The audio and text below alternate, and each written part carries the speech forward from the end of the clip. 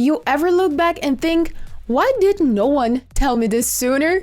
Yeah, same. What's up, guys? Welcome back to the channel. Bobby here. I'm glad you are here, guys. Today's video is all about the things I wish I knew earlier. Stuff that would have saved me stress, energy, time, and maybe even a little heartbreak. Some of these lessons hit hard.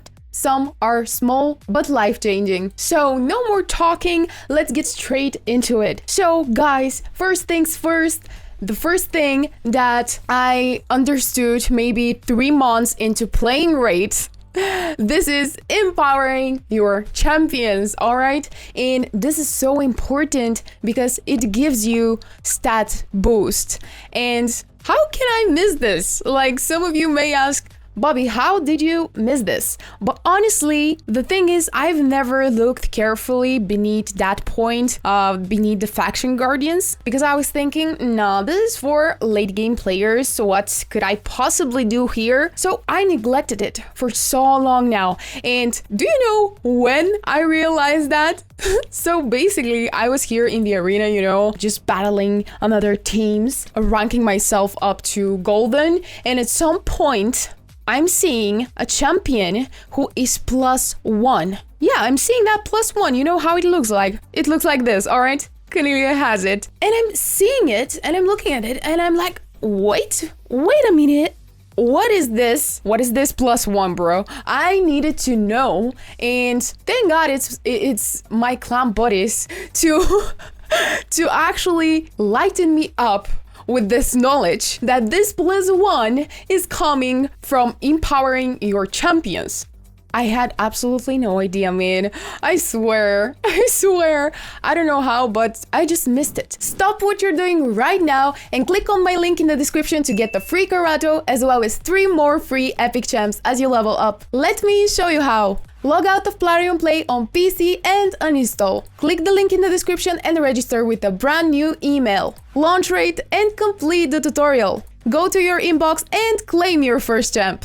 Make sure to use the promo code Desert Queen as well to get a free 2 Hanorak in addition to your free Karato, Fane, Ugo, and Vergus. Click my link right now before it expires. And honestly, empowering your champions is so important because it can give you a lot of stat boosts. The same goes for faction guardians. Thankfully, somehow I already knew about faction guardians, but you know, before empowering Cornelia, Grizzle Jarl, and Morok, I was using their duplicates as faction guardians.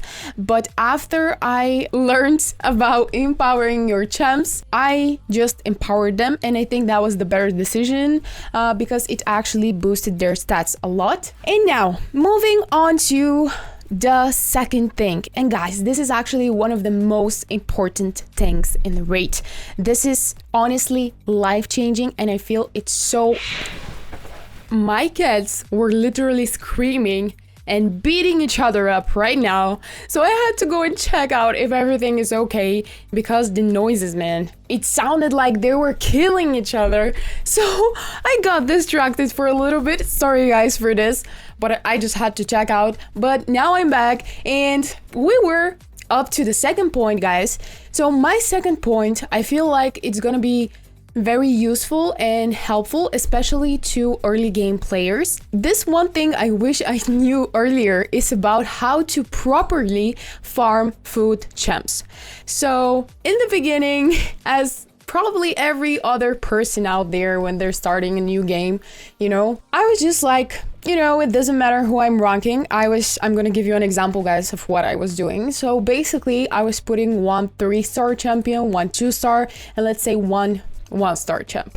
And I was like, I didn't pay attention to what I'm putting here, and honestly I thought it didn't matter so much. So the first month I was literally randomly putting champs up right there, and this was so wrong, man. This was so wrong because every champion from different rank needs specific amount of XP, and when you're leveling up like this, it's not gonna be efficient because the one champion that is 1-star is gonna be leveled up first. The other 2 will not be ready yet, so they will need more XP. And then you have to change this place right here where the 1-star champ was, replace him with a 2-star or 3-star champ, then after your 1-star is ready and you replace them, then your 2-star that you had put first is gonna be ready, then you had to replace them all. You know what I mean? It's just getting tougher and harder and more complicated, so we definitely don't want to be doing that.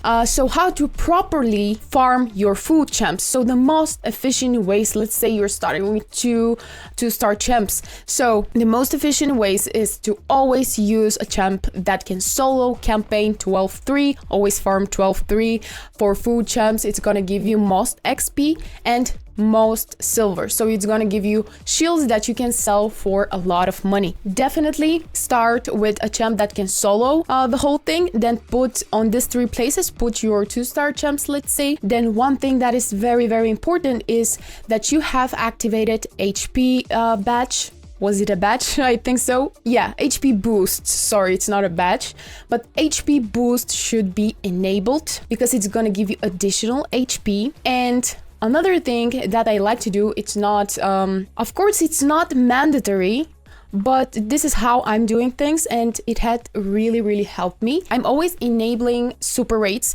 Yeah, it's gonna take you more energy, double your energy, but at the same time, you're gonna progress faster. It's gonna save you time because it's gonna give you double the XP.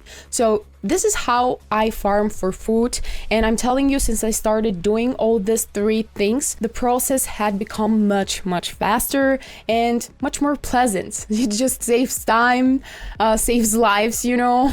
And when I do it like this, I can actually do something else as well, not only farming for a whole day here in campaign. Of course, for that purpose, you need to have some energy, but if I'm lacking energy, what I like to do is come here to the shop, to the gem shop, and just you know, spend 40 gems to get full energy. It's not that much, and I really advise you to do it if you're lacking energy. This is actually the best way for you to get some energy using gems. Moving on to the third thing that guys, I was 2 years old when I actually understood that you can upgrade your champion skills not only by using rare, epic, or legendary skill tomes, but with using duplicates of your champions. Man, I feel I feel so dumb sometimes, I swear, but I actually didn't know that. So for example, we have some duplicates here. Let's say we want Venomage to upgrade her skills. You can actually use your dupe to upgrade your skills, the skills of your champion. Man, how crazy is that? I would never know. I would never know if I hadn't seen it, if I hadn't saw people talk about it. Maybe it's close to mind, but you know, sometimes you can miss things. It's human.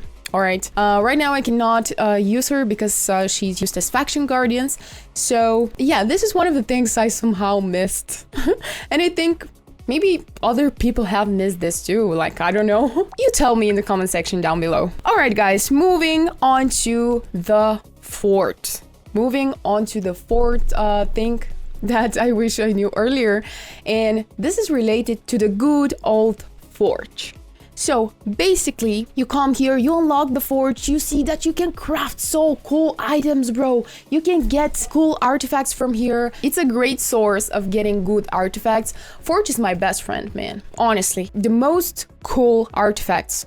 All right, one of the coolest artifacts, not the most cool, but one of the coolest artifacts I've gotten had been from the forge, all right? But one thing I didn't know about the forge is that it's most efficient to forge your items, your artifacts during a CVC, because this is the only event that's going to give you points from forging items here. So basically, I really advise you to save your materials, to save everything that you have, and when the CVC is active, just go and forge everything, because honestly, during CVC, this is one of the easiest ways to get points for clan versus clan tournament. A lot of things actually are good to be done only during CVC.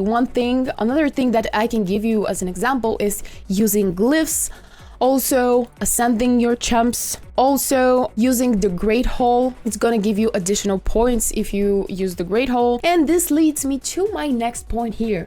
It is related to the Great Hall. So basically, when I started this game, I unlocked the Great Hall. I didn't know shit about Great Hall. All right, let's be honest here. I didn't know what it is for. I'm reading this when I started, you know, but me not being a gamer and not having any experience with such games, I'm reading this affinity bonuses development level first to, I don't know, first, second, whatever I was then. But I'm reading this and I'm like, man, what is this supposed to be doing? And I'm just like clicking randomly on everything, upgrading shit randomly, not knowing what I'm doing, all right? Not having a clue, man. I'm just here upgrading everything at random, just not knowing where I am, man. Clicking on everything. And then I realized that this is the wrong method of doing things, all right? It's not completely wrong, but it actually is, okay? Let's be honest here. So first things first, you don't want to be spending your medals here randomly on stuff you don't even know that you're going to be using, all right? So you don't want to be spending your medals like this. First off, your medals are pretty hard to get, man, because you're getting them from the arena battles.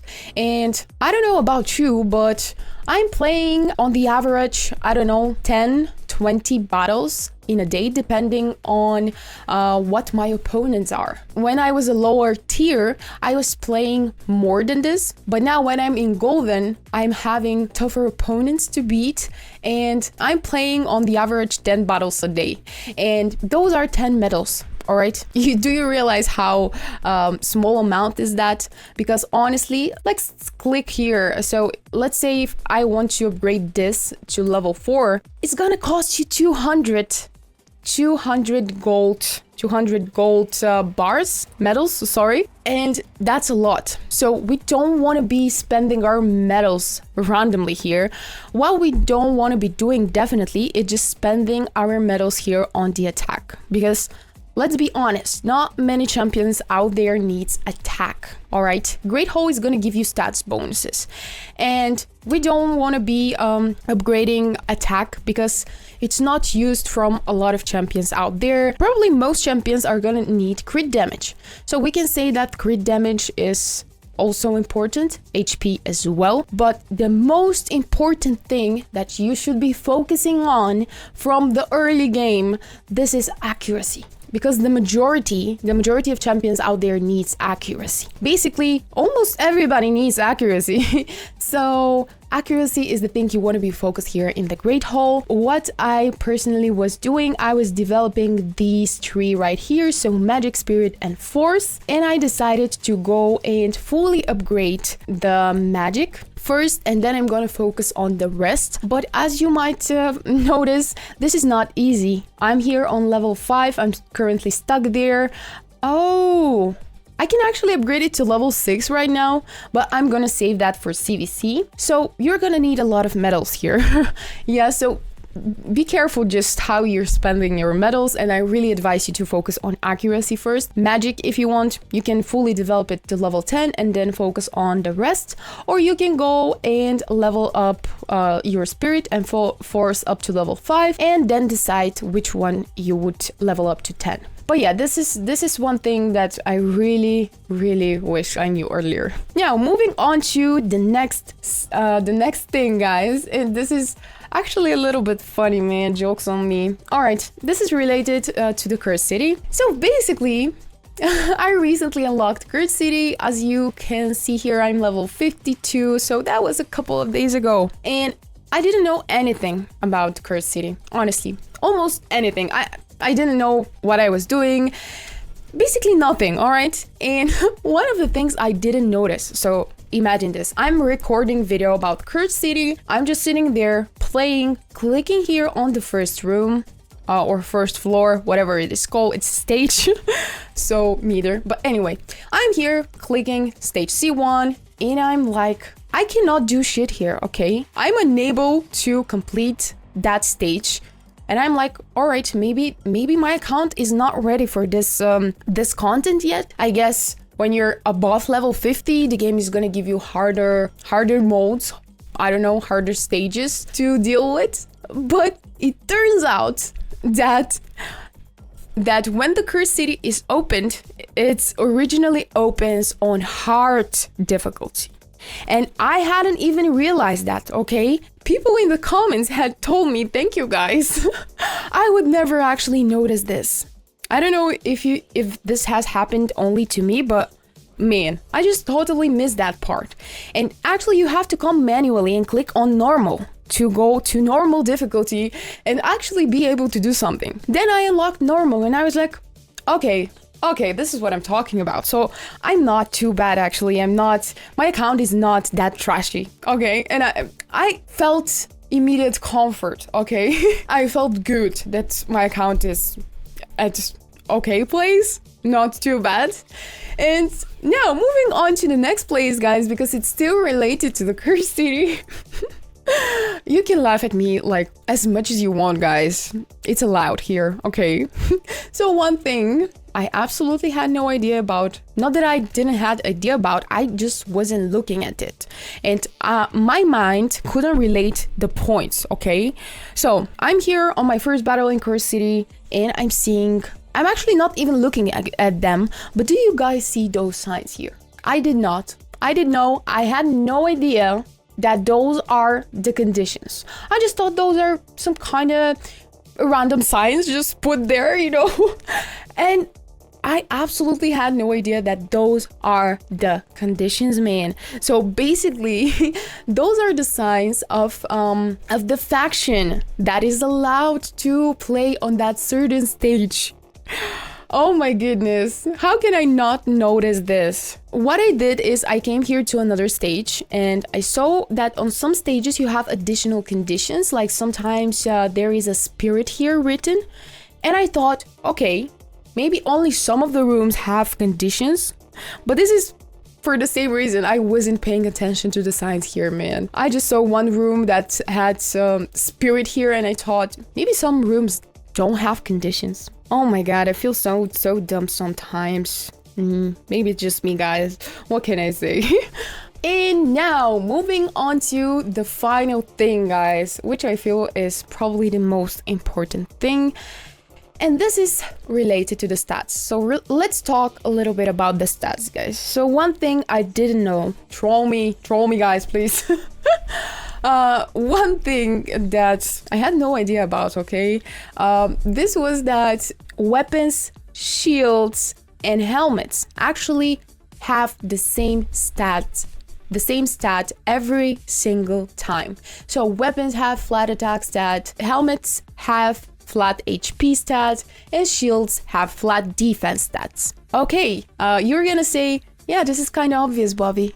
Yeah, for you, not for me, okay? However, things are different for gauntlets, chest plates, and boots. So for gauntlets, the stats can vary. It could be crit rate gauntlets, it could be crit damage gauntlets, it could even be defense percentage gauntlets, also HP percentage gauntlets.